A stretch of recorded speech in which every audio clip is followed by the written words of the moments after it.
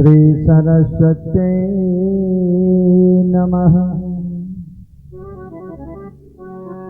नारायणो नमस्कृत्यं नरं चैव नरोत्तमं देवीं सरस्वती व्यासं ततो जयमुदीरयेत्।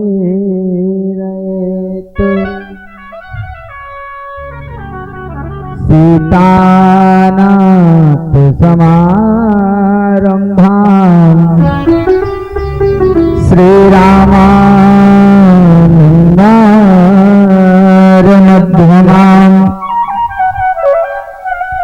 अस्मदाचार्यपर्यन्ताम् वन्दे श्रीगुरुपरम्पराम्।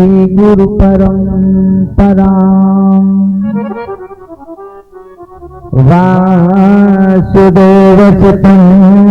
देवं कंसचारूढमर्दनं देवकी परमानन्दं कृष्णं वन्दे जगद्गुरु। मूकं करोति वाचालं पंगुं लंघयते गिरिं यत् कृपातमहं वन्दे परमानन्दमाधवम्। कृष्णाय वासुदेवाय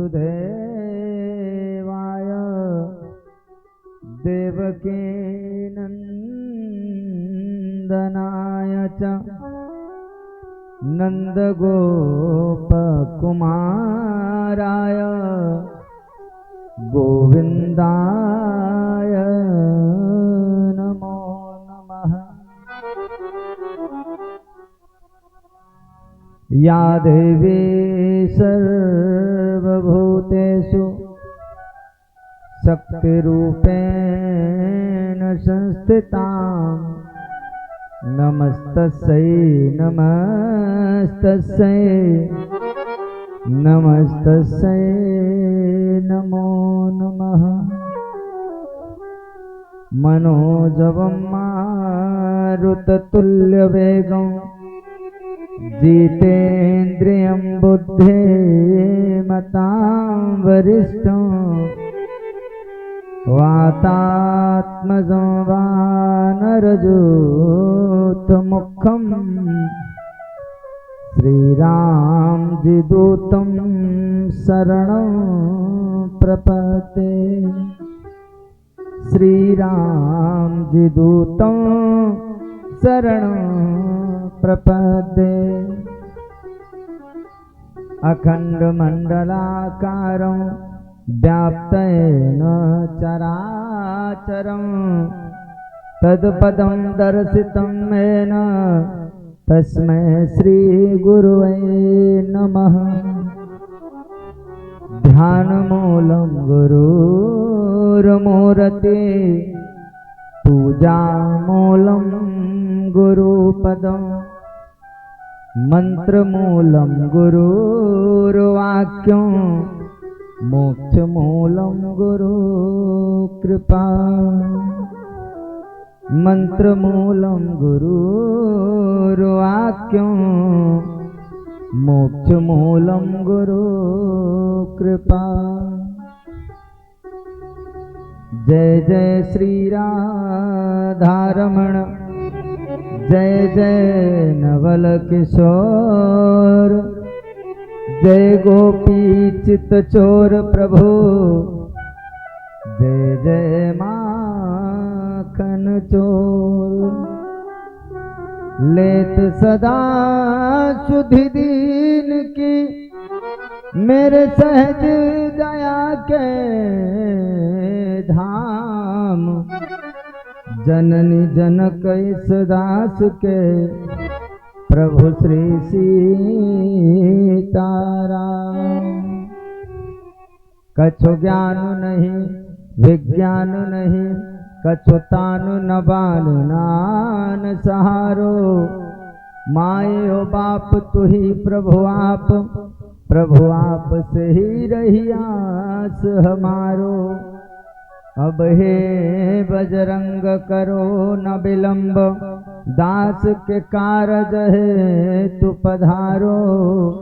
राम कयान तू है हनुमान, बजरंग बली अब मंच सम्हारो। बजरंग बली अब मंच सम्हारो। बोलिए हनुमान जी महाराज की, मेरे बालाजी सरकार की, गौरी शंकर भगवान की जय हो।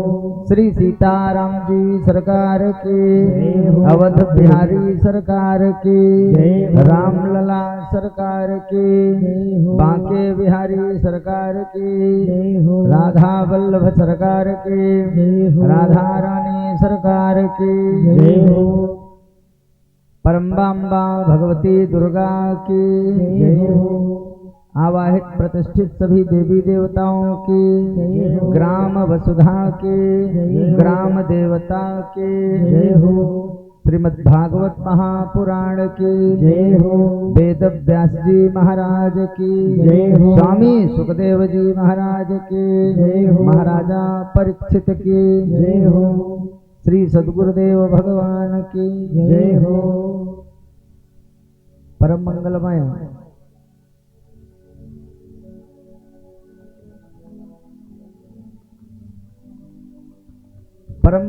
श्रीमद् भागवत महापुराण पारायण पाठ के अंतर्गत चल रही है 7 दिवसीय गायन श्रवण विधा, जिसके अंतर्गत हम आप सभी लोग आज तृतीय दिवस के ये प्रथम पाली प्रथम सत्र में हम आप सभी लोग बैठे हुए हैं।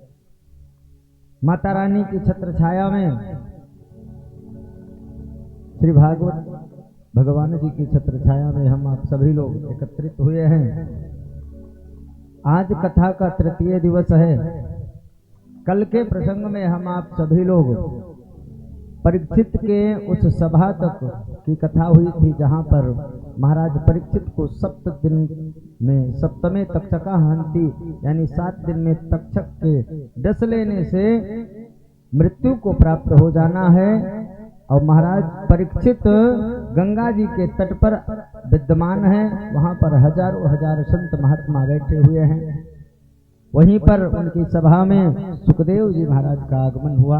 उसी के आगे से कथा हम लोग आज उसी के आगे क्रम में जोड़ते हुए गायन श्रवण के माध्यम से अपने जीवन के अलग लाभ को प्राप्त करेंगे।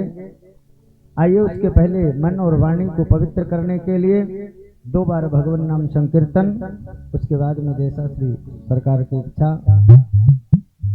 हरे राम राम राम सिया राम राम राम, हरे राम राम राम सिया राम राम राम, हरे राम राम राम सिया राम राम राम, हरे राम राम राम सिया राम राम राम, हरे राम राम राम सिया राम राम राम, हरे राम राम राम सिया राम राम राम, हरे राम हरे राम हरे राम राम राम सिया राम राम राम, हरे राम राम राम सिया राम राम राम।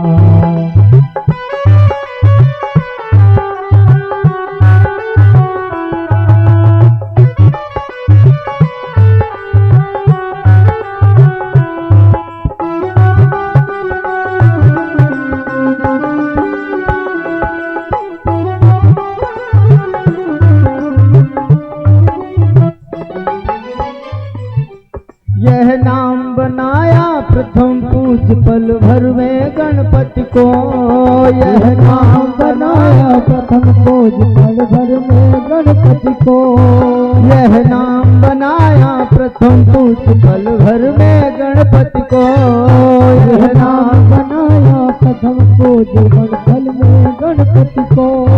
सबरी को भी मिल गया यही अवलंब जंगल में, सबरी को भी मिल गया यही अवलंब जंगल में। लाखों का बेड़ा पार किया, लाखों का बेड़ा पार किया, पहुँचाया हर के धाम। हरे रामा हरे रामा हरे रामा रामा राम, सिया राम राम राम। हरे रामा रामा राम, सिया राम राम राम। हरे रामा रामा राम, सिया राम राम राम।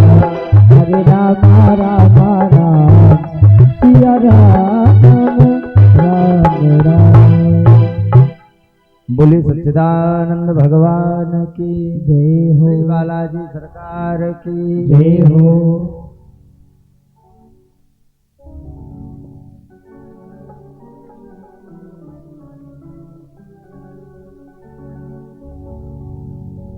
बोले सच्चिदानंद भगवान की जय हो। यहाँ लगवा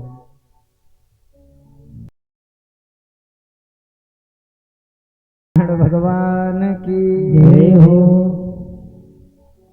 कल के प्रसंग में महाराज परीक्षित ने स्वामी सुखदेव जी महाराज से प्रश्न किया था कि महाराज जल्दी मरने वाले को क्या करना चाहिए,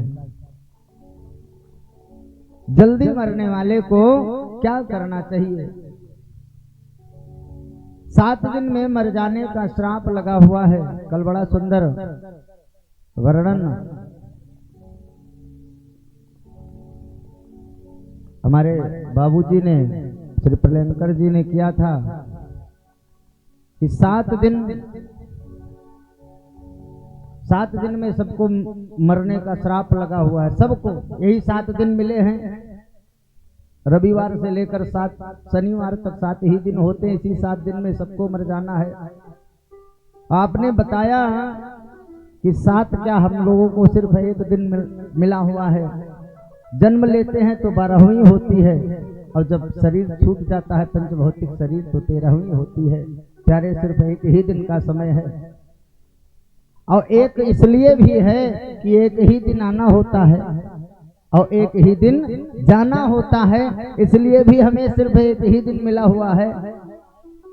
और इन 7 दिन में महाराज परीक्षित अपने आप को कहते हैं कि मैं सबसे बड़ा इस पृथ्वी पर भाग्यशाली हूँ कि पृथ्वी पर कोई भी ऐसा जीव नहीं है, कोई ऐसा मानव नहीं है जो अपनी छाती पर हाथ रख के कह दे कि मैं 7 दिन तक रहूंगा या 7 साल तक रहूंगा। अगले पल का किसी को भरोसा नहीं है। लेकिन महाराज परीक्षित कहते हैं अपनी पत्नी से कि सुनती हो, आज से लेकर 7 दिन तक काल भी मेरा बाल बांका नहीं कर सकता। क्यों? क्योंकि एक संत महापुरुष का मुझे आशीर्वाद मिला हुआ है। ताश के पत्ते हम लोग खेलते हैं, सब लोग खेलते हैं। ताश के पत्तों का खेल देखा होगा, खेलते हैं। उन ताश के पत्तों में एक संत भजन लिखते हैं, निर्गुण भजन है। ताश के पत्तों पर मत जाइएगा, एक निर्गुण भजन है। संत लोग गाते हैं कि एक काका है एक दिन जाना वही नगरिया, ओढ़ के चदरिया नाय। काका है एक दिन जाना वही नगरिया, ओढ़ के चदरिया। एक काका है एक दिन जाना वही नगरिया, ओढ़ के चदरिया नाय। एक दिन जाना वही नगरिया, ओढ़ के चदरिया नाय। उसके बाद डुब्बी दूसरा ना कोई, डुब्बी दूसरा ना कोई, जियरा अपनो ना होई। डुब्बी दूसरा ना कोई, जियरा अपनो ना होई। डुब्बी दूसरा ना कोई, जियरा अपनो ना होई। डुब्बी दूसरा ना कोई, जियरा अपनो ना होई। 3 दिना के लागल बजरिया ओढ़ के चदरिया। एक दिन जाना वही नगरिया ओढ़ के चदरिया।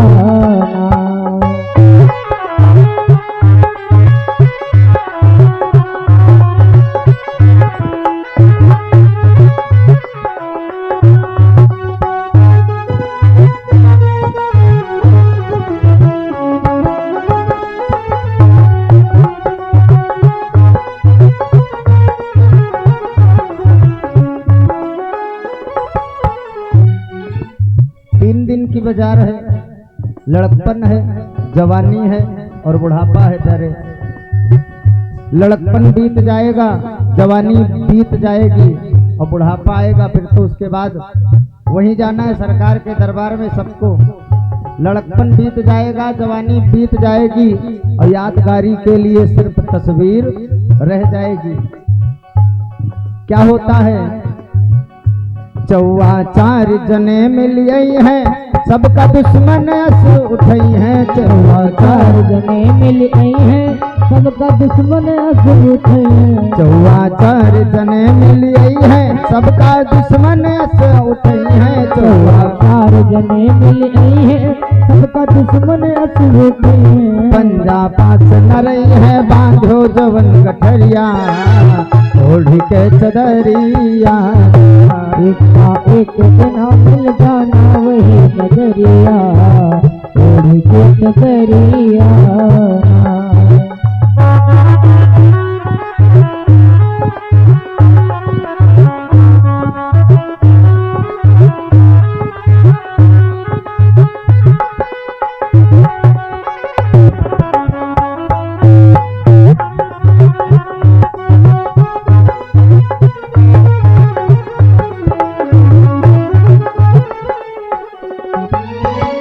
उसके बाद में छक्का आता है। हर आदमी को मिला 7 दिन और 6 रात, 7 दिन और 6 रात्रि। छक्का छठी रात जब आई, ओ का बिसरल ना जाई। छक्का छठी रात जब आई, ओ कभी सरल न जाई। छक्का छठी रात जब आई, वो का बिसरल ना जाई। छक्का छठी रात जब आई, वो कभी सरल न जाई। 7 दिन आके आयो यही नगरिया ओढ़ के चदरिया। उसका है एक दिन जाना वही नगरिया ओढ़ के चदरिया।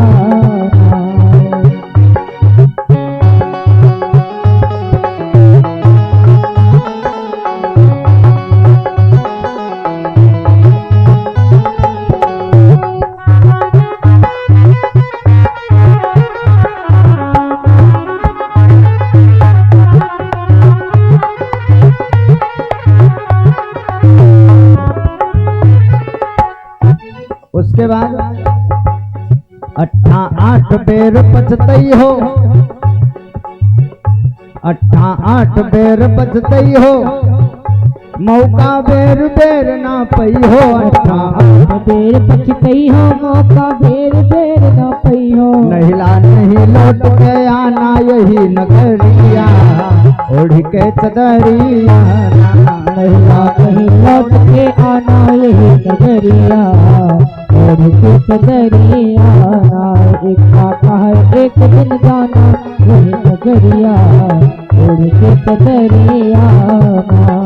उसके बाद दहिला, महिला के बाद में दहिला। 10 होती हैं इंद्रियां, 10 होती हैं इंद्रियां, जो 10 इंद्रियां मन की गुलाम होती हैं।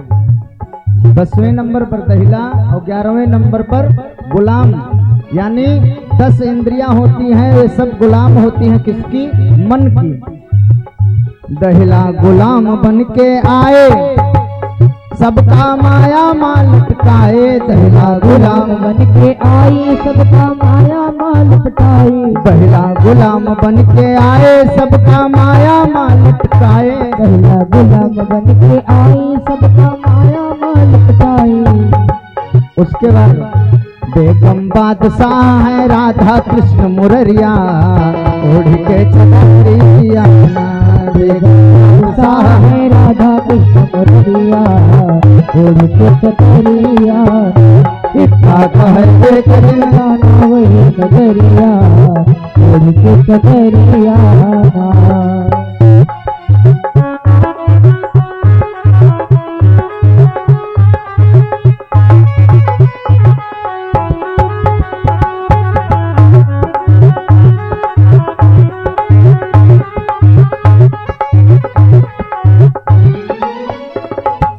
बोले सच्चिदानंद भगवान की जय हो। एक दिन सबको जानना है, एक दिन। प्रलंकर जी ने भी यही समझाया था कि एक दिन सबको जानना है, एक ही बचता है।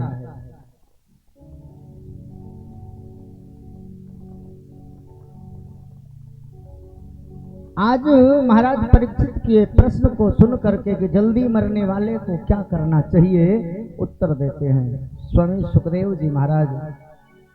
कहते हैं कि तस्मात् भारत सर्वात्मा भगवान ईश्वरो हरि। परीक्षित, ये जो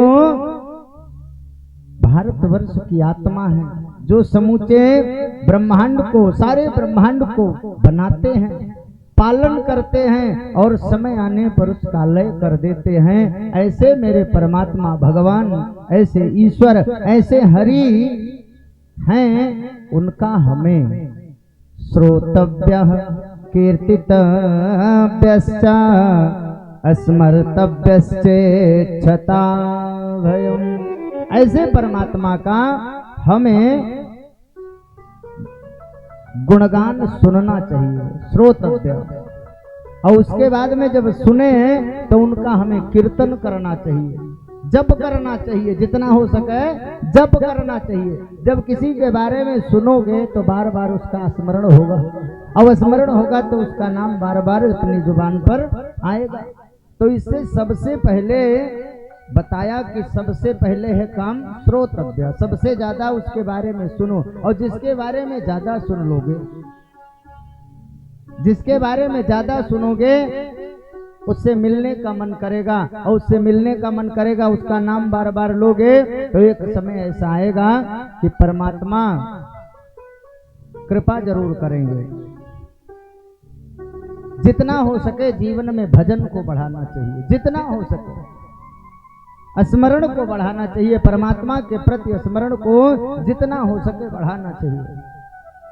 श्वास श्वास में कृष्ण भज, व्यथा श्वास जन खोय, ना जाने यही सांस को आवन हो या न हो। प्यारे, क्या भरोसा है ये जो दम है आएगा दोबारा या नहीं आएगा, इसका कोई भरोसा नहीं है। इसलिए हमें श्वास श्वास में नाम जप करना चाहिए। किसी से कहा कि श्वास श्वास में नाम जप करना चाहिए, तो बोले कि श्वास श्वास में कैसे नाम जप होता है? बोले जब श्वास आए तो रा, और जब जाए तब माँ। ऐसे हमें अपने श्वास पे रा और माँ साधना चाहिए। कैसे हो सकता है, कैसे संभव है? हमें और भी तो काम है, कैसे कर सकते हैं? ऐसा प्रश्न उठता है। जानते हो कैसे कर सकते हैं? जब हम अपने दैनिक कार्यों से निवृत्त हो जाएं, सारे काम कर लें, सारे काम कर लें, और रात्रि में सोने से पहले जब हम बिस्तर पर लेटें तो सोने से पहले 5 मिनट, जब तक नींद ना आ जाए, जब तक सोना ना प्रारंभ हो जाए, तब तक बिस्तर पर लेट करके भगवान का ध्यान, भगवान की कोई छवि अपने आंखों के सामने बसा करके मन को एकाग्र करके, और हर सांस में रा और माँ की साधना करें। 5 मिनट तक अगर हम जग रहे हैं तो 5 मिनट तक हमारी सांसों से रा और माँ चलता रहेगा। और प्यारे जब रा और माँ चलते चलते हमारी नींद लग जाएगी, सो जाएंगे, तो हम उस सुप्ता अवस्था में भी राम का जप करते रहेंगे। हमारी जो सांसें हैं वो रा और माँ का गायन करती रहेंगी और हमें दुस्वप्न नहीं आएंगे, बुरे सपने नहीं आएंगे। क्यों? जहाँ राम नाम का जप होता रहता है वहां पर बजरंग बली का पहरा रहता है, और जहां बजरंग बली का पहरा रहता है वहां ये दुष्प्रवृत्तियां तो आ ही नहीं सकती। और सुबह जब उठे, सुबह अब 12 बजे उठने वालों की बात नहीं कर रहे हैं, जो सुबह उठे, और जब सुबह उठे तो 2 मिनट तब भी, 5 मिनट तब भी जगे, और जगने के बाद में वही रा और माँ अपने सांसों से दोहराए। प्यारे दुनिया में तरने के तमाम साधन हैं, लेकिन हमारी यह अवस्था है, एक समय इस शरीर का ऐसा आता है कि हमारे हाथ हमारे चाहते हुए भी नहीं उठ पाते। माला जप कैसे करेंगे? पैरालाइसिस हो जाते हैं, हमारे पैर काम नहीं करते, हमारी आंखें जवाब दे देती। हम खूब रामायण पढ़ना जानते हैं, लेकिन जब आंख से दिखेगा ही नहीं क्या पढ़ेंगे? एक अवस्था ऐसी आ जाती है कि अंतिम उपचार चल रहा होता है इस शरीर का, जिह्वा भी नहीं हिलती, दिमाग भी संतुलन में नहीं रहता। लेकिन प्यारे, जिन्होंने अपने सांसों में रा और माँ बसा रखा है, जिनकी सांसों में रा और माँ आते जाते चल रहा है, वो उस अवस्था में भी, सुसुप्ता अवस्था में भी राम नाम का जप करते रहेंगे। इसलिए श्वास श्वास में नाम जप, व्यथा श्वास जन खोज। लेकिन यहाँ तो परेशानी है, सोने से पहले हम मोबाइल चलाते हैं, जब तक 3-4 बार मोबाइल सीने पे ना गिर जाए आंख थक जाती है, मन कहता थोड़ा देर और देख ले। जब तक 2-4 बार हमारे सीने पर मोबाइल नहीं गिर जाती है तब तक हम उसे चलाते हैं। प्यारे, मोबाइल से कल्याण होने वाला नहीं है। हाँ, हो सकता है उसका सदुपयोग किया जाए। चलचित्र युग के तुलसी माने जाते हैं रामानंद सागर जी, उनके सीरियल को डाउनलोड कर लीजिए और एक पार्ट रोज देखिए, तो कम से कम भगवान की लीलाओं को आप देखते रहोगे। भगवान की लीला देखोगे तो भगवान का भजन करने का मन करेगा। एक समय ऐसा आएगा कि आपका मन भगवान की लीलाओं को देखोगे, सुनोगे, तो उनकी ओर आपका मन आकर्षित होगा, उधर जाने का मन करेगा। गोस्वामी श्री तुलसीदास जी महाराज कहते हैं, कौन कहता है कि काम को छोड़ दो?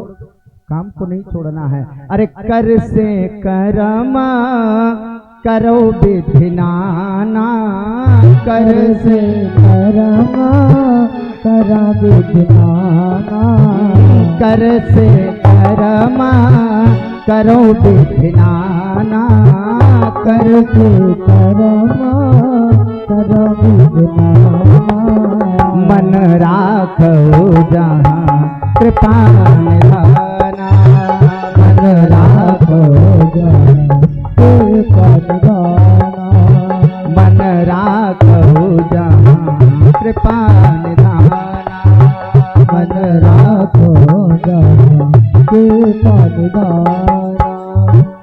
हाथ से अपने काम करते रहे, दुकान पर जाएं, व्यापार में जाएं, अपने सभी कार्यों को करें, खेती किसानी करें, मोटरसाइकिल से कहीं जा रहे हैं, कार से कहीं जा रहे हैं, भोजपुरी गाना गाने से अच्छा है मानस की एक चौपाई याद कर लो, उसी को गुनगुनाते हुए चले जाओ। सीताराम सीताराम अपने मन में गुनगुनाते हुए चले जाओ। किसी ने गोस्वामी श्री तुलसीदास जी से महाराज से पूछा, इस कलयुग में तरने का उपाय क्या है? इस कलयुग में घोर कलिकाल आ रहा है, इसमें तरने का उपाय क्या है? 6 साधन बताए गोस्वामी श्री तुलसीदास जी ने, 6 साधन बताए। का यही कलिकाल ना साधन दूजा, इस कलयुग में दूसरा कोई साधन नहीं। बोले कौन कौन सा है? बोले योग यज्ञ जप तप व्रत पूजा। 6 साधन बताए, योग, यज्ञ, जप, तप, व्रत, पूजा।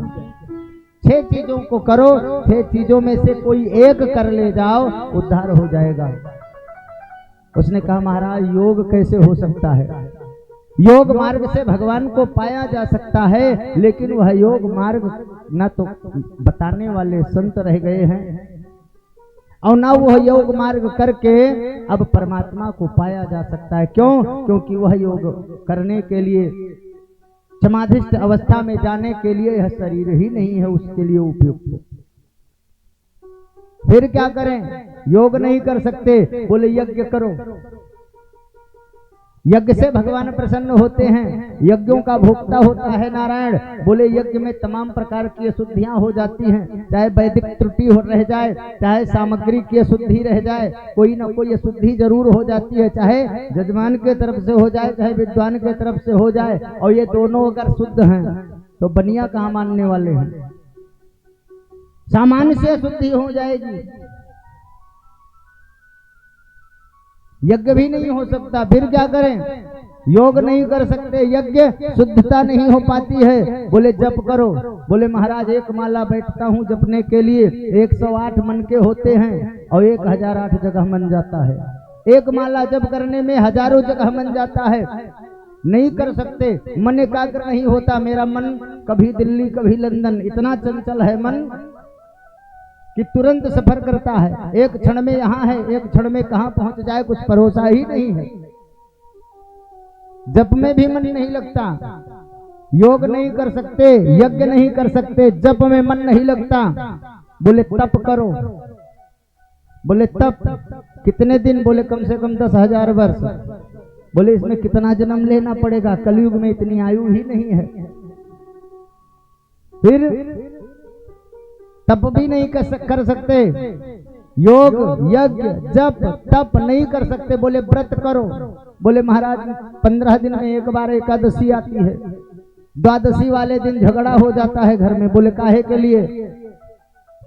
बोले जो व्रत करते हैं वो दूसरे दिन कहते हैं कि जब तुम्हें पता था कि एकादशी हमारा कल था तो नाश्ता इतनी देर में क्यों बनाया? जल्दी बनाना चाहिए था। तो ऐसे व्रत का फायदा ही क्या है? व्रत भी नहीं कर सकते।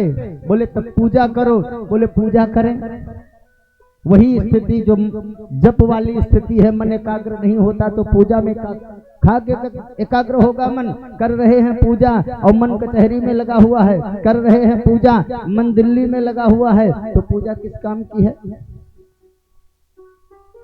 फिर क्या करें?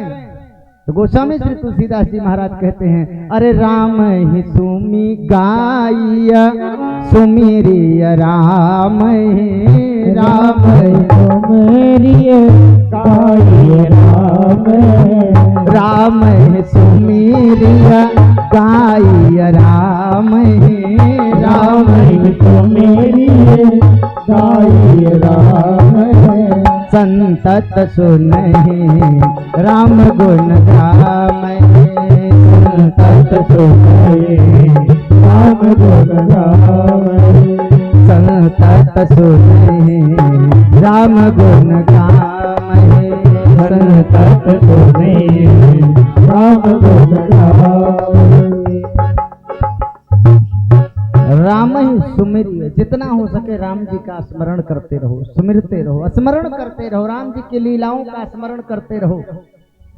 एकाग्र कभी शांति में बैठो 2 मिनट के लिए, 10 मिनट के लिए, तो भगवान की किसी लीला का स्मरण करो कि भगवान जब छोटे रहे तो चारों भैया कैसे सरयू के तट पर खेलते होंगे, इस तरह से खेल रहे होंगे। वह दृश्य आपकी आंखों के सामने आ जाएगा। दशरथ जी के आंगन में जब भगवान नृत्य करते थे, कौशल्या मैया दौड़ करके पकड़ती थी। आप उस दृश्य की कल्पना करिए, भगवान की लीलाओं का स्मरण कीजिए। राम है सुमरिय। अब कोई भी व्यक्ति हो हमेशा कुछ ना कुछ गुनगुनाता रहता है, तो राम जी के 2-4 भजन याद कर लो, राम जी के 2-4 श्लोक याद कर लो, राम जी के रामचरितमानस की चौपाई याद कर लो और उनको ही गुनगुनाते रहिए। और अगर कहीं ऐसा सौभाग्य मिले, ऐसा अवसर आए तो संतत सुन ही राम गुण ग्राम ही। अगर ऐसा सौभाग्य मिले कि कहीं राम कथा हो रही है, कहीं भागवत जी की कथा हो रही है, कहीं शिव पुराण की कथा हो रही है, कहीं भी भगवान की लीलाओं का गुणानुवाद हो रहा है, तो वहां जाकर के भगवान के चरित्रों को सुनना चाहिए। क्यों? क्योंकि सुनना पहली भक्ति है। श्रवणम कीर्तनम विष्णु, सबसे पहली भक्ति श्रवण है। और सुनेंगे, जब सुनेंगे किसी के बारे में सुनेंगे तो उसे मिलने का मन करेगा, तब उसके तरफ जाने के लिए मन करेगा।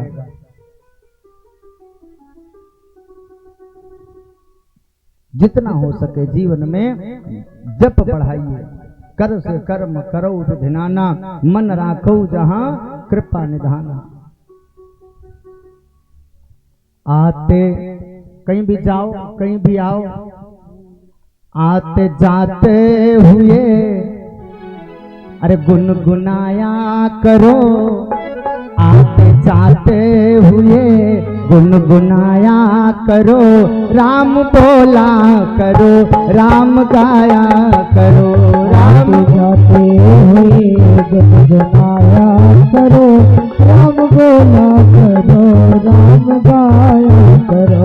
आते जाते हुए गुनगुनाया करो, राम बोला करो, राम गाया करो। आते जाते हुए गुनगुनाया करो, आते जाते हुए गुनगुनाया करो, राम बोला करो, राम गाया करो, राम बोला करो, राम गाया करो। जय हो, बड़ी बड़ी ताली जाते हुए।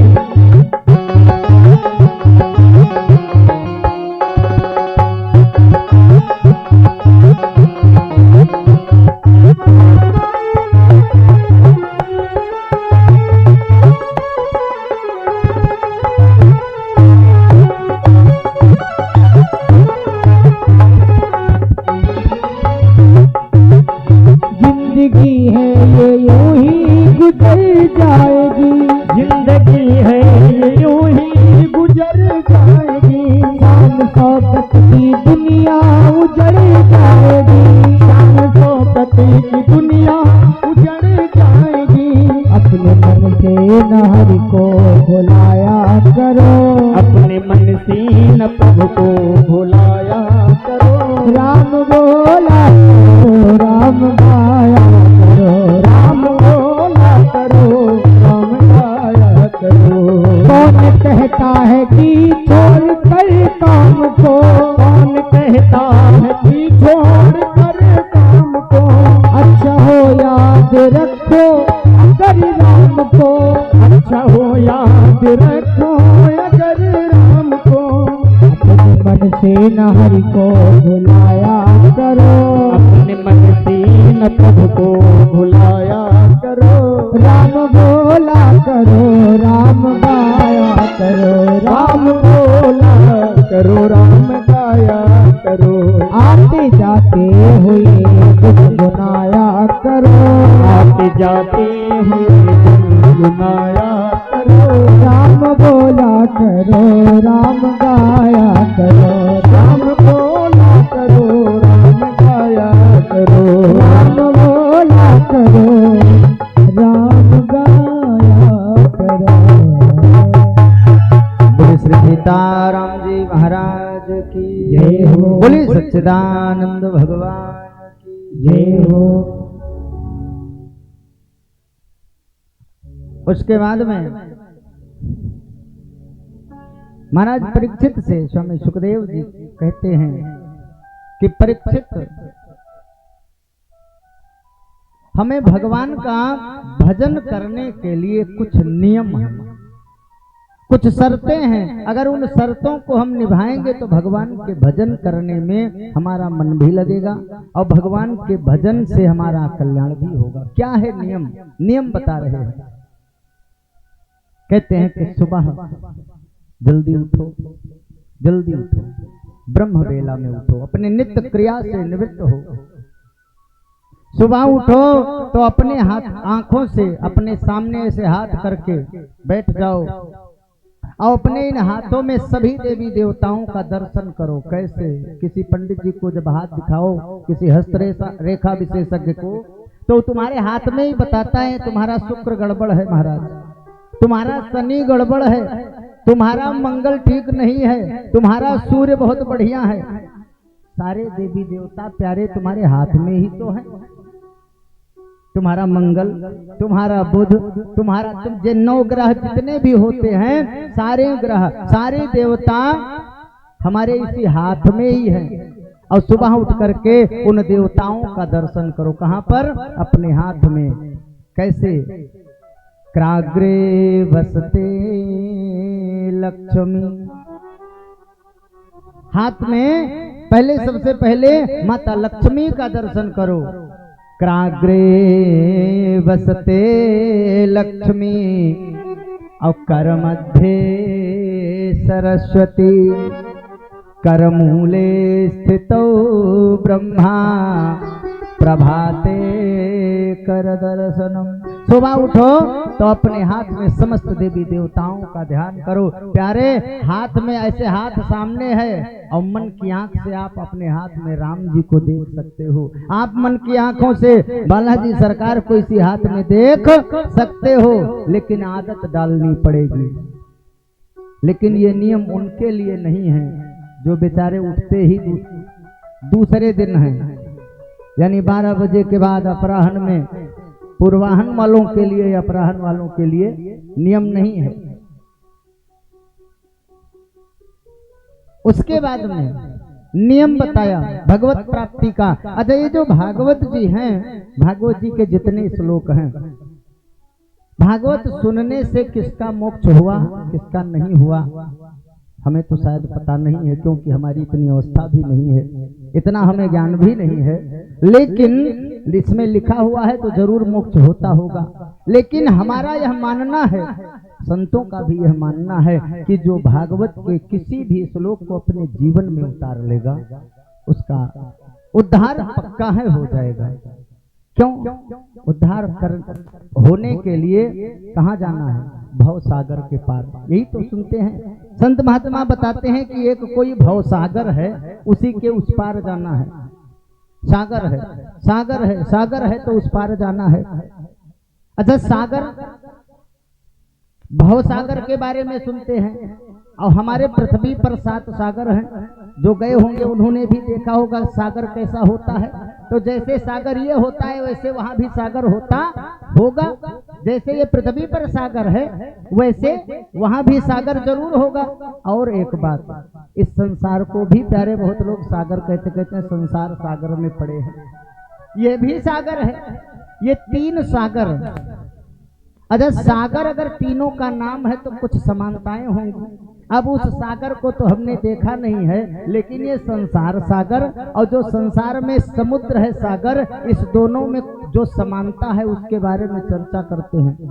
परम श्रद्धेय स्वामी श्री राजेश्वरानंद जी महाराज सदगुरु स्वरूप हैं हमारे, वो इन दोनों सागरों की तुलना करते थे, तुलनात्मक ढंग से उसका वर्णन करते थे। बोले जो पृथ्वी पर समुद्र हैं, जो पृथ्वी पर समुद्र है सागर है, उस सागर से संसार सागर की तुलना करें। प्यारे, हम समुद्र के एक किनारे पर खड़े हो जाएं, जो गए होंगे देखे होंगे, एक छोर पर हम खड़े हो जाएं, एक किनारे पर खड़े हो जाएं, तो हमें वो किनारा दिखाई पड़ता है। कौन सा? जिस किनारे पर हम खड़े होते हैं वो किनारा हमें दिखाई पड़ता है, लेकिन दूर तक, सुदूर दूर तक अथाह जलराशि दिखाई पड़ती है, दूसरा किनारा नहीं दिखाई पड़ता। प्यारे, उसी तरह इस संसार सागर में हम सबको अपने जन्म का तट तो दिखाई पड़ता है, सबको। और कहते हैं 5 साल और रुको, रोड पे जमीन भी ले लेंगे। हैं? हमें अपने जन्म का तट तो दिखाई देता है प्यारे, लेकिन हमें अपनी मौत वाला तट दिखाई नहीं पड़ता। और सोचते बहुत दूर तक हैं, और जहां तक सोचते हैं अपना, हमें सब कुछ अपना ही दिखाई पड़ता है।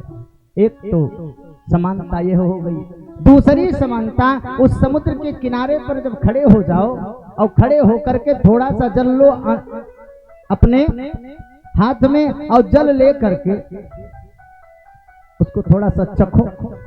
और वैसे देखने में दूर तक खूब नीला नीला दिखाई पड़ता, खूब निर्मल दिखाई पड़ता है, खूब स्वच्छ दिखाई पड़ता है, लेकिन जब हाथ में लेकर के उसे चखो तो खारापन आता है, सिर्फ खारापन हाथ लगता है प्यारे। इसी प्रकार ये जो संसार सागर है दूर से खूब बढ़िया बढ़िया दिखाई पड़ता, फला हमारे मामा है, मौसिया है, वो काका है, वो चाचा है, वो भाई है, वो जीजा है, वो हमारी पत्नी है, वो बच्चे हैं, लेकिन प्यारे जब पास में पहुंचो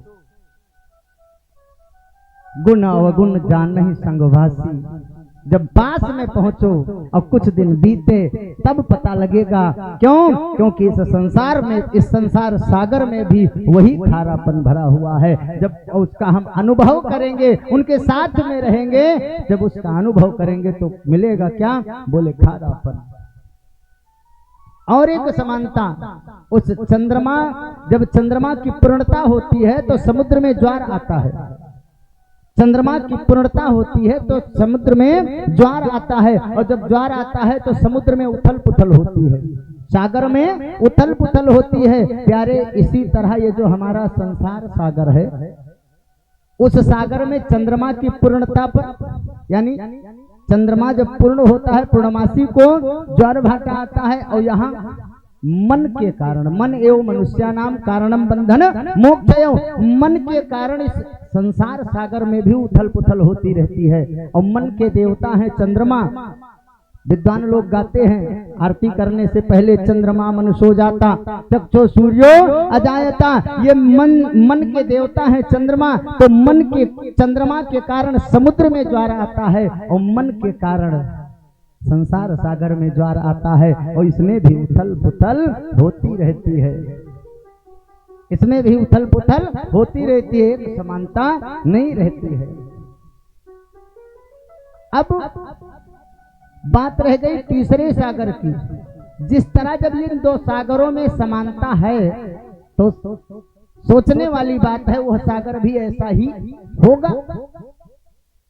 तो उस सागर से तो बाद में पार जाना है प्यारे, लेकिन और उस सागर के लिए जहाज चलती है, इस सागर के लिए जहाज चलती है, और उस सागर में बाद में जाना है। लेकिन ये जो संसार सागर है इसमें तो हम गोता खा रहे हैं, इसी में तो रह रहे हैं। और प्यारे जो भी मानव इस संसार सागर में बेदाग पार हो जाएगा,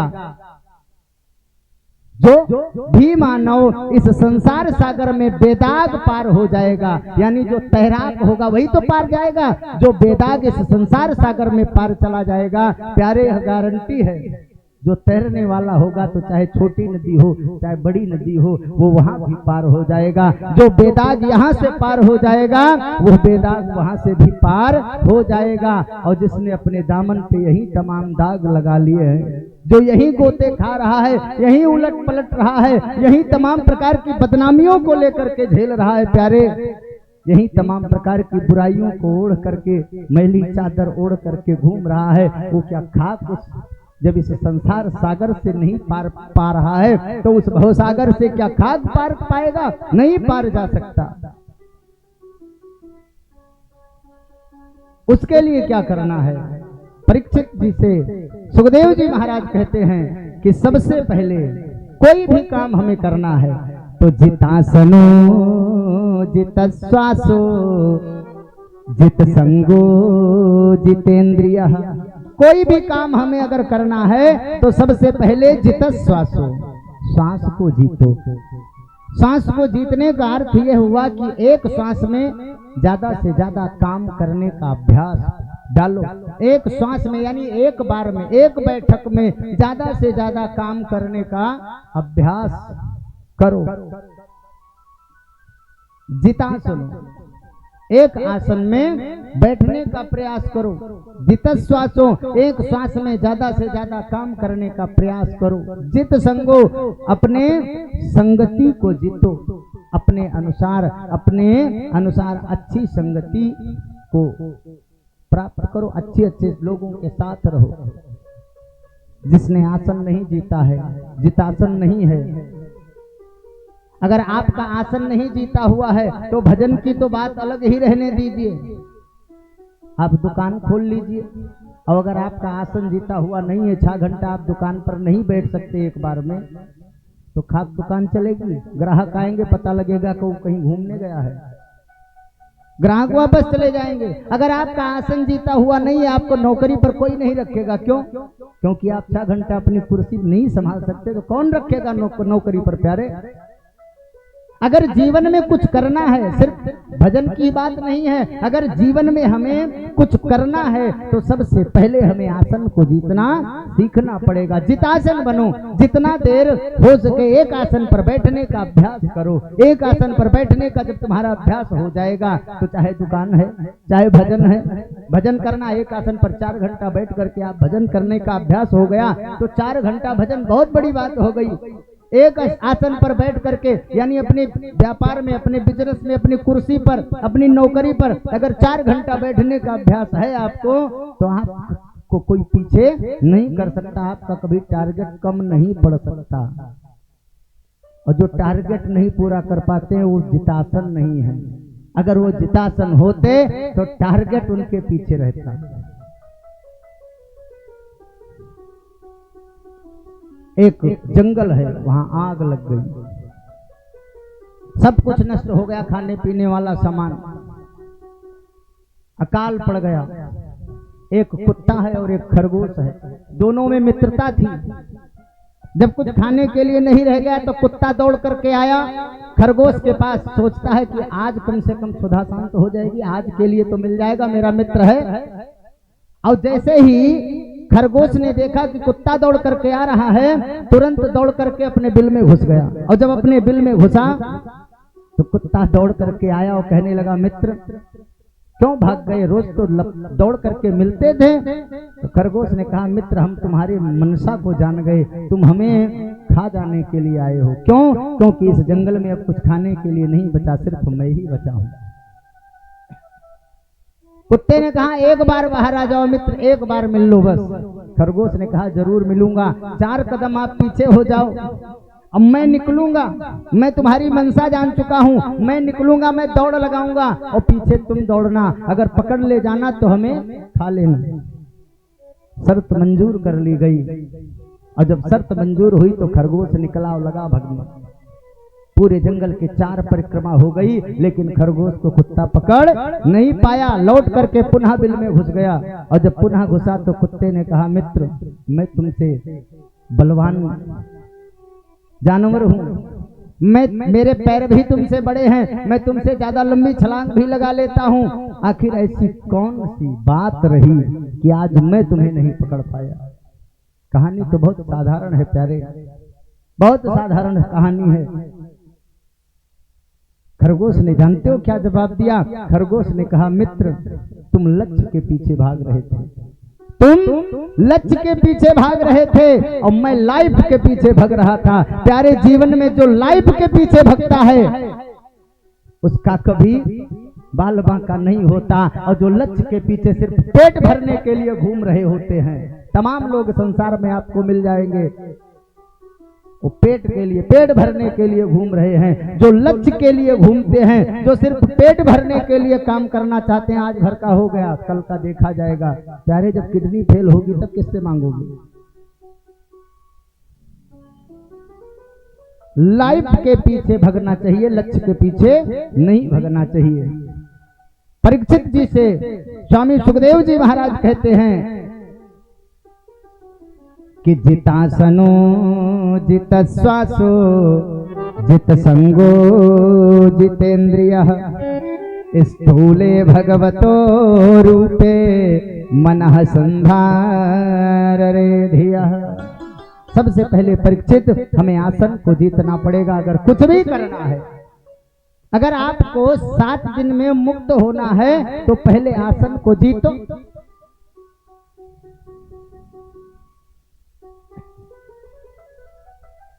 ठीक है, बोले सच्चिदानंद भगवान की जय हो, बोलिए नारायण भगवान की जय हो। 3-4 पंडित है ना, यही से दिक्कत है। अकेला कोई होता वही लाइफ और लक्ष्य वाली बात है। बोलिए नारायण भगवान की जय हो।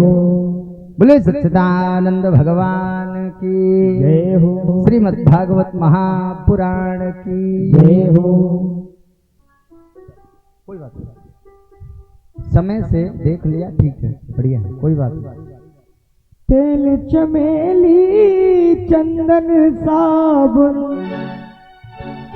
तेल चमेली चंदन साबुन, चाहे लगा लो संत जगत में कोई न परमानंद, जगत में कोई न परमानंद, जगत में कोई न परमानंद, जगत में कोई न परमानंद।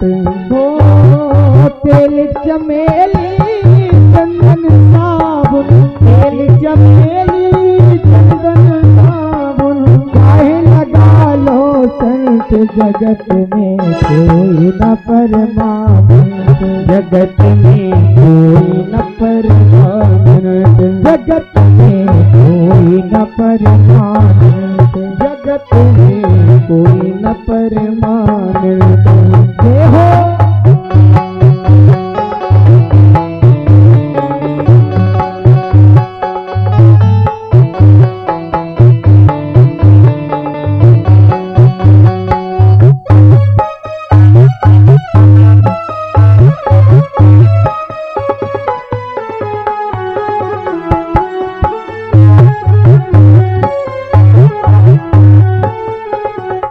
आवागमन लगा दुनिया में, जगत है रेस्टोरेंट, जगत है रेस्टोरेंट तेरे प्यारे, जगत है रेस्टोरेंट।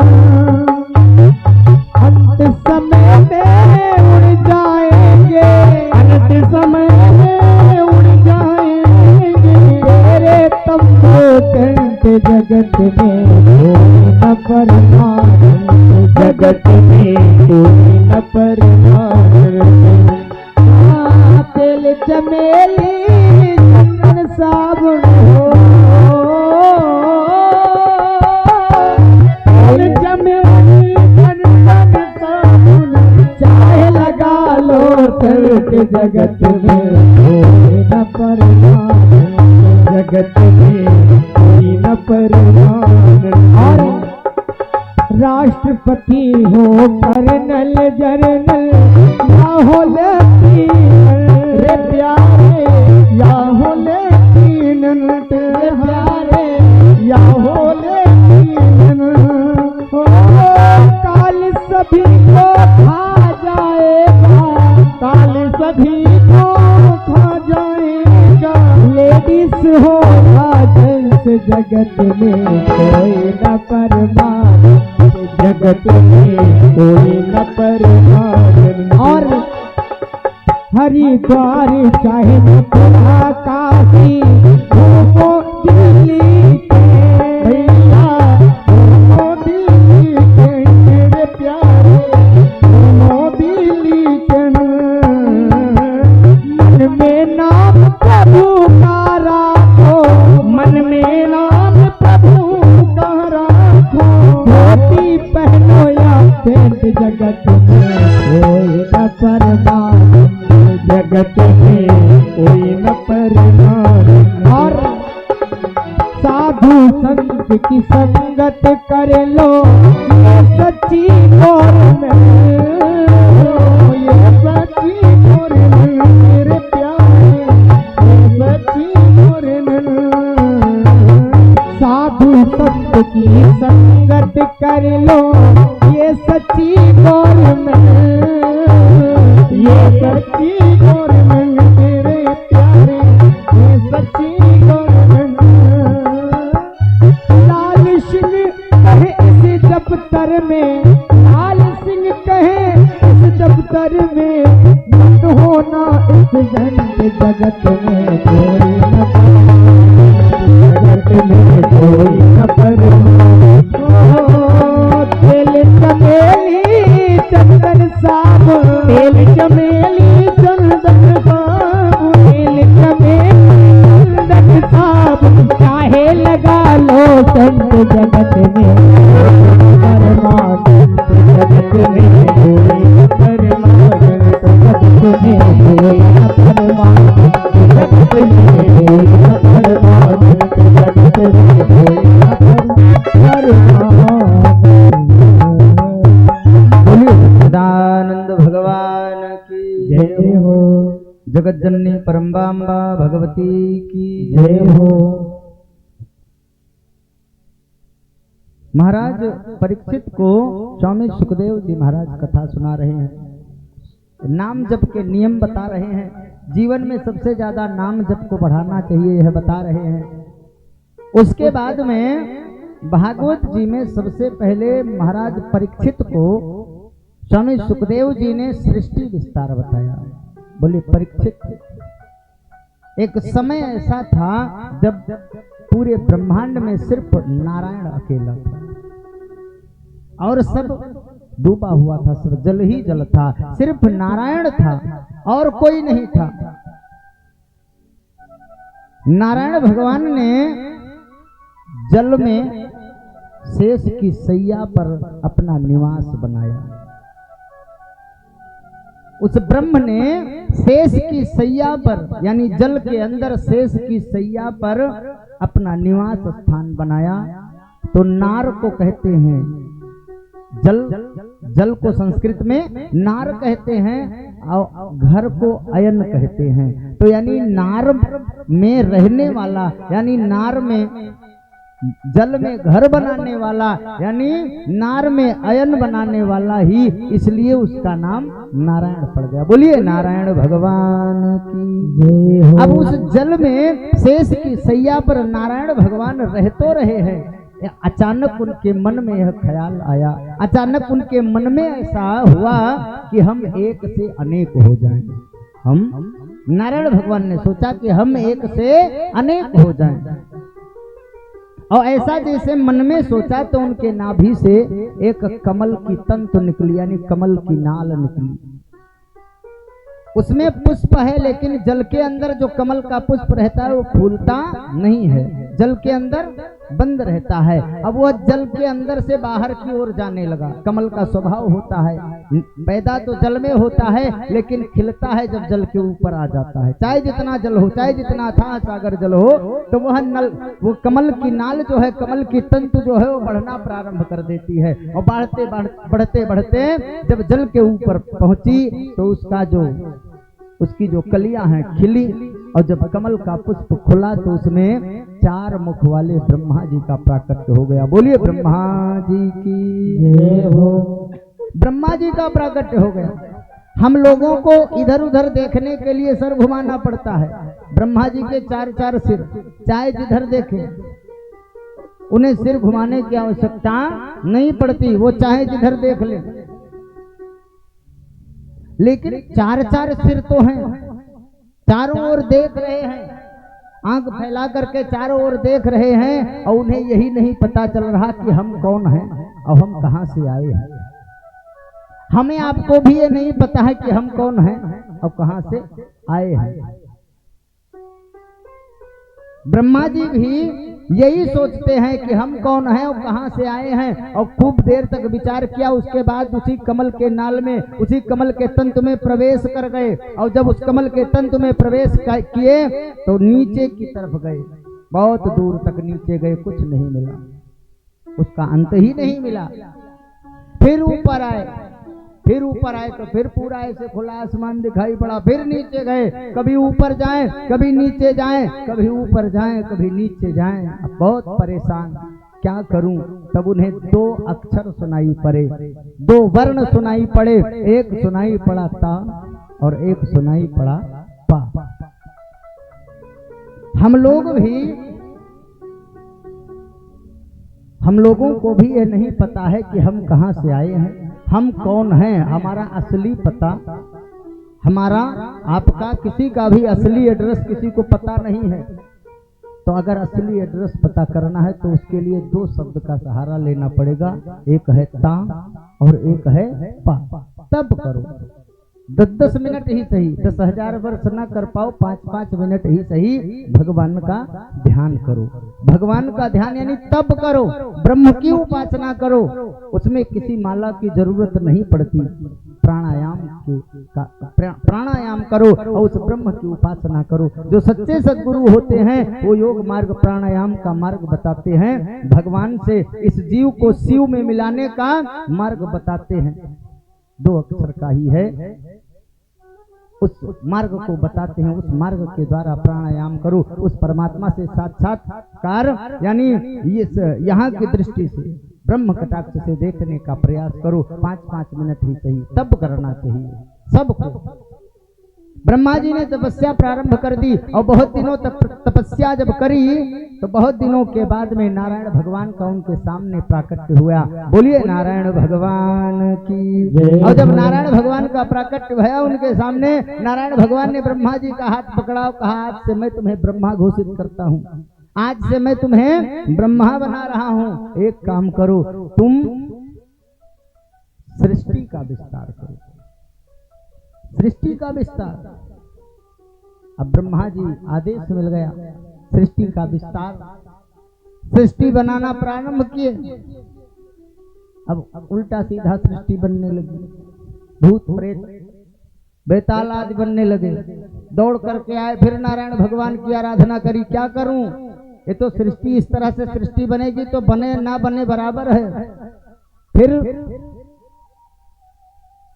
तब नारायण भगवान ने 4 श्लोक बताए और बोले, इन श्लोकों का आश्रय लेकर के तुम सृष्टि का निर्माण करो, जरूर सफलता को प्राप्त होगे, जरूर तुम्हें सफलता मिलेगी। 4 श्लोक, ये वही 4 श्लोक हैं जिनको ब्रह्मा जी ने अपने बेटे नारद को सुनाया था और नारद जी ने वेद व्यास जी को सुनाया था। और वेद व्यास जी इन्हीं 4 श्लोकों का विस्तार करके 18,000 श्लोकों की पावन संहिता बनाई थी। ये वही 4 श्लोक हैं जिन्हें संत महापुरुष चतुर्थ श्लोकी भागवत कहते हैं।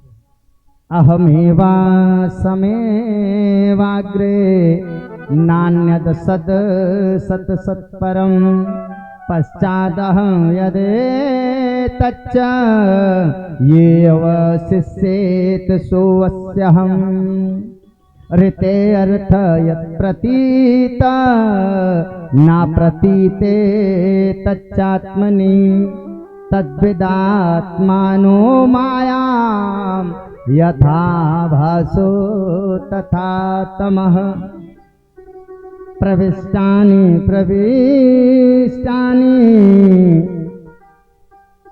तथा तेषु न तेष्वहम् यथा महन्त भूतानि भूतेषु चावचेष्वनु प्रविष्टानि तथा तेषु न तेष्वहम् एतावदेव जिज्ञास्याम् तत्त्वजिज्ञासुनात्मनः अन्यव्यतिरेक्याभ्याम् सत्य सर्वत्र सर्वदः सत्यात् सर्वत्र सर्वदः। बड़ा ही सुंदर वर्णन किया। 4 श्लोक सुनाए, 4 श्लोक दिए ब्रह्मा जी को विष्णु भगवान ने। परमात्मा श्री नारायण भगवान कहते हैं कि ब्रह्मा सारी सृष्टि में मैं अकेला था और ये सृष्टि जो बनेगी बनने के बाद भी मैं रहूंगा और जब ये सृष्टि लय हो जाएगी तब भी सिर्फ मैं ही बचूंगा।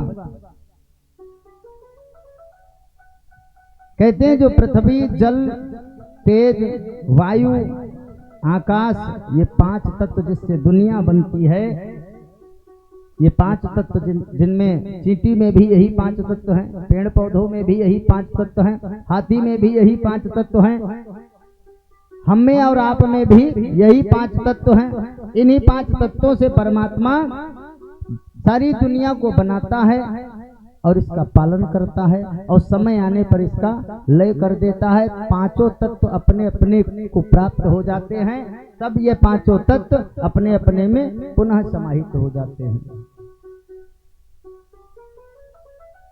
सृष्टि का विस्तार करने के लिए कहा ब्रह्मा जी से। अब ब्रह्मा जी सृष्टि का विस्तार करने लगे।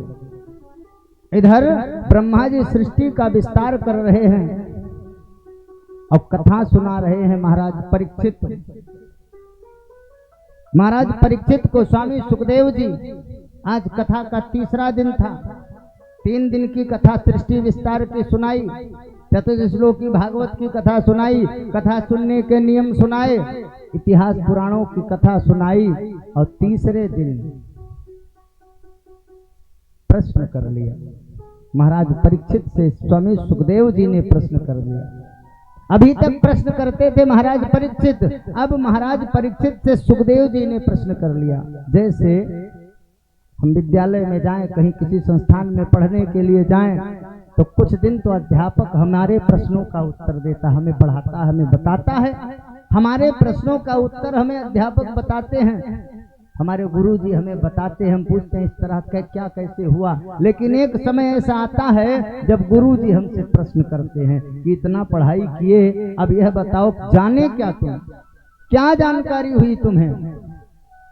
तो महाराज परीक्षित से स्वामी सुखदेव जी प्रश्न करते हैं और कहते हैं कि परीक्षित यह बताओ, इन 3 दिन की कथा में आपने क्या सीखा। आप यह बताओ कि भगवान जल्दी किसे मिलते हैं। सिर्फ एक प्रश्न, जैसे तुमने प्रश्न किया था कि जल्दी मरने वाले को क्या करना चाहिए, तो हमने तुम्हें इतिहास पुराणों की कथा सुनाई, भगवत प्राप्ति का मार्ग बताया। अब आप यह बताओ कि भगवान जल्दी किसे मिलते हैं। परीक्षित ने कहा, उत्तर देना प्रारंभ किया, भगवान जल्दी किसे मिलते हैं। परीक्षित ने कहा कि जो दिन में 10-5 बार नहा लेता हो, खूब स्वच्छता से रहता हो, 10-5 बार नहाता हो, भगवान उसे जल्दी मिल जाते होंगे। गुरुजी, भगवान उसे जल्दी मिलते होंगे। सुखदेव जी ने कहा कि अगर ज्यादा नहाने वाले को भगवान मिलते होते तो उन व्याधों को राम जी ने गले से लगाया जो जाड़े के महीने में 4-4 महीना स्नान ही नहीं करते थे, जिन्होंने स्वयं कहा कि अस हमार प्रभु बड़ सेवकाई, लेहि न बासन वसन चोराई। अरे उन व्याधों को राम जी ने गले से लगाया। फिर बोले ज्यादा उम्र दराज जो होते होंगे उन्हें भगवान जल्दी मिलते होंगे, ज्यादा उम्र के लोगों, वरिष्ठ लोगों को भगवान जल्दी मिल जाते होंगे। तो कहा अगर बड़े लोगों को भगवान मिलते, ज्यादा उम्र वाले लोगों को भगवान मिलते होते, तो परीक्षित 5 वर्ष के ध्रुव जी को भगवान आकर के मिले। साक्षात नारायण प्रकट भय, अप्रकट होकर के ध्रुव जी को दर्शन दिया, तो भगवान उम्र भी नहीं देखते।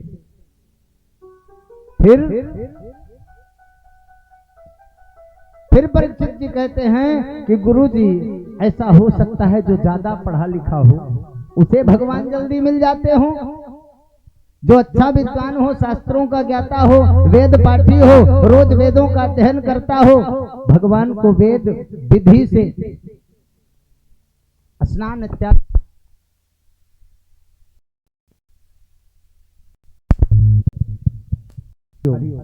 भगवान की वेद विधि से पूजा करता हो, खूब विधि पूर्वक, भगवान उसे जल्दी मिल जाते होंगे।